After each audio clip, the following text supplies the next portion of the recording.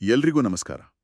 ಶ್ರೀ ರಾಘವೇಂದ್ರ ಸ್ವಾಮಿಗಳು ಅಂದ ತಕ್ಷಣ ಎಲ್ರಿಗೂ ಅವರ ನಂತರದ ಜೀವನ, ಅವರ ಮಹಿಮೆಗಳೇ ಕಣ್ಮುಂದೆ ಬರುತ್ತಲ್ವಾ? ಹೌದು ಹೌದು, ಹೆಚ್ಚಾಗಿ ಅದೇ ಪರಿಚಿತ. ಆದರೆ ಅವರ ಬಾಲ್ಯದ ಹೆಸರು ವೆಂಕಟನಾಥ ಅಂತ. ವೆಂಕಟನಾಥ ಅನ್ನೋ ಹೆಸರಿತ್ತು.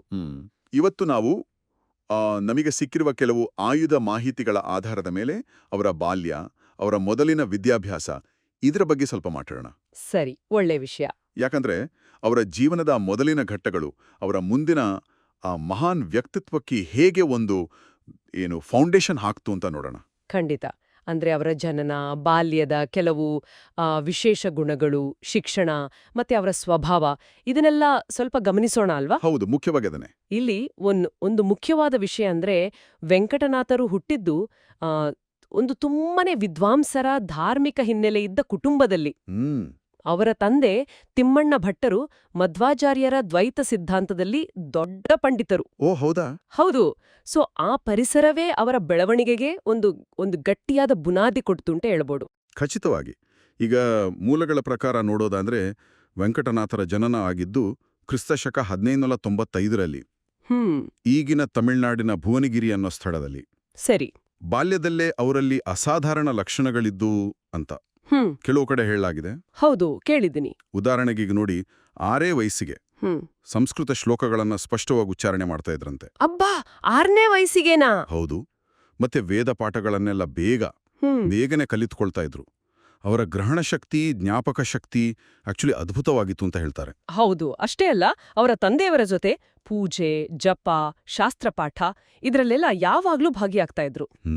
ಆಟ ಆಡುವಾಗ್ಲೂ ದೇವರನ್ನ ನೆನಪು ಮಾಡ್ಕೊಳ್ತಾ ಇದ್ರು ಅಂತಾನೂ ಕೆಲವು ಕಡೆ ಉಲ್ಲೇಖ ಇದೆ. ಓ ಹೌದಾ? ಹೌದು.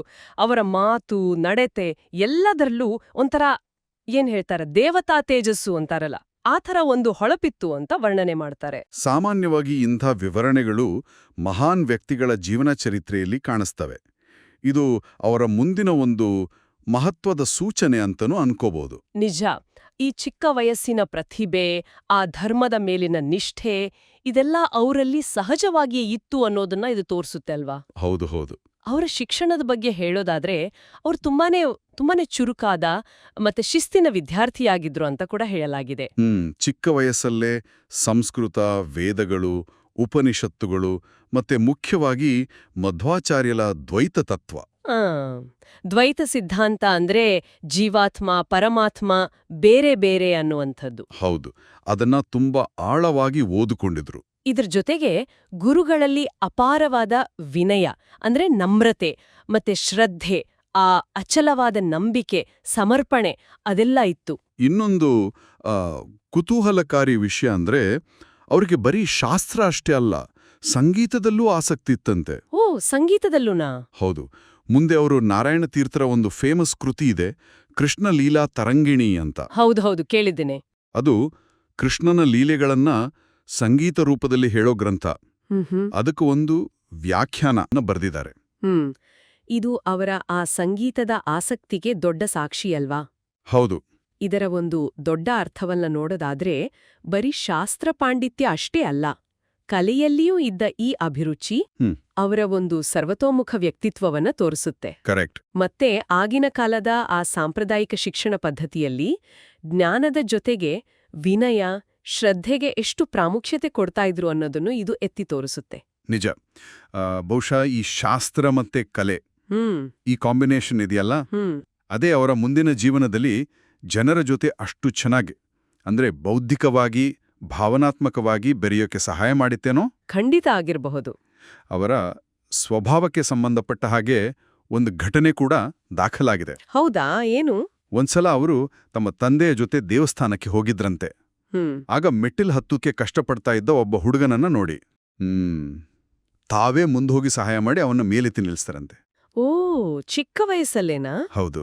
ಆಗ ಅವರ ತಂದೆ ಹೇಳ್ರಂತೆ, ನಿನ್ನ ಒಳಗಡೆ ಇರೋ ಈ ದಯೆ ಇದೆಯಲ್ಲ, ಈ ಶಕ್ತಿ, ಇದು ಮುಂದೆ ತುಂಬಾ ಜನರ ಬದುಕಿಗೆ ದಾರಿದೀಪ ಆಗುತ್ತೆ ಅಂತ. ಅಬ್ಬಾ, ಇದು ಕೇವಲ ಬಾಲ್ಯದ ಒಂದು ಸಹಜ ಕರುಣೆ ಅಷ್ಟೇ ಅಲ್ಲ, ಅವರಲ್ಲಿ ಒಳಗೇ ಇದ್ದ ಆ ದಯೆ, ಒಂಥರದ ಆಂತರಿಕ ಶಕ್ತಿ, ಹೌದು, ಅದನ್ನ ತೋರಿಸುತ್ತೆ.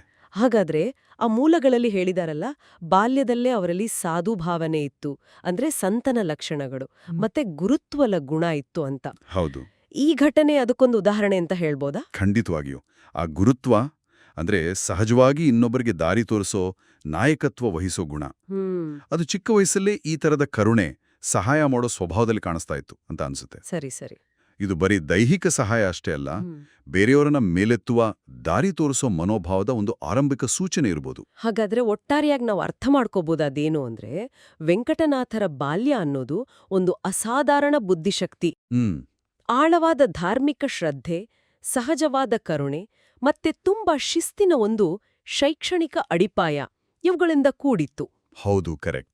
ಈ ಶುರುವಿನ ವರ್ಷಗಳೇ ಅವರು ಮುಂದೆ ಹೋಗ್ಬೇಕಾದ ದಾರಿಯನ್ನ ಸ್ಪಷ್ಟವಾಗಿ ತೋರಿಸ್ತಾ ಇದ್ವಲ್ವಾ? ನಿಶ್ಚಿತವಾಗಿಯೂ. ಜ್ಞಾನ, ಭಕ್ತಿ, ಸದ್ಗುಣಗಳು ಇವೆಲ್ಲದರ ಒಂದು ಅಪೂರ್ವ ಸಂಗಮವೇ ಅವರು ಮುಂದೆ ಶ್ರೀ ರಾಘವೇಂದ್ರ ಸ್ವಾಮಿಗಳಾಗಿ ಲಕ್ಷಾಂತರ ಜನರ ಪೂಜ್ಯ ಗುರುವಾಗಲು ಬೇಕಾದ ಆ ಅಡಿಪಾಯವನ್ನ ಹಾಕಿತು ಅಂತ ಈ ವಿವರಗಳು ನಮಗೆ ಚೆನ್ನಾಗಿ ತಿಳಿಸಿಕೊಡ್ತವೆ. ಕೊನೆಯದಾಗಿ ಕೇಳುಗರು ಸ್ವಲ್ಪ ಯೋಚನೆ ಮಾಡೋಕಿಲ್ಲೊಂದು ವಿಷಯ ಇದೆ. ಏನು? ಈ ಬಾಲ್ಯದಲ್ಲೇ ಗುರುತ್ವದ ಲಕ್ಷಣಗಳು ಅಂದ್ರೆ ಒಬ್ಬ ಮಾರ್ಗದರ್ಶಕನ, ನಾಯಕನ ಗುಣಗಳು ಒಬ್ಬ ಮಗುವಲ್ಲಿ ಕಾಣಿಸ್ಕೊಳ್ಳೋದು ಅಂದ್ರೆ ಅದರ ಅರ್ಥ ಏನು? ಒಳ್ಳೆ ಪ್ರಶ್ನೆ. ಮತ್ತೆ ಈ ರೀತಿ ಗಮನಿಸೋದು, ಆ ಮಗುವಿನ ಸುತ್ತಮುತ್ತ ಇರೋರ ನಿರೀಕ್ಷೆಗಳನ್ನ, ಆ ಮಗುವಿನ ಬಗ್ಗೆ ಅವರ ಅಭಿಪ್ರಾಯಗಳನ್ನ ಹೇಗೆ ಬದಲಾಯಿಸಿರ್ಬೋದು, ಇದರ ಬಗ್ಗೆ ಸ್ವಲ್ಪ ಎಲ್ಲರೂ ಆಲೋಚಿಸ್ಬೋದು.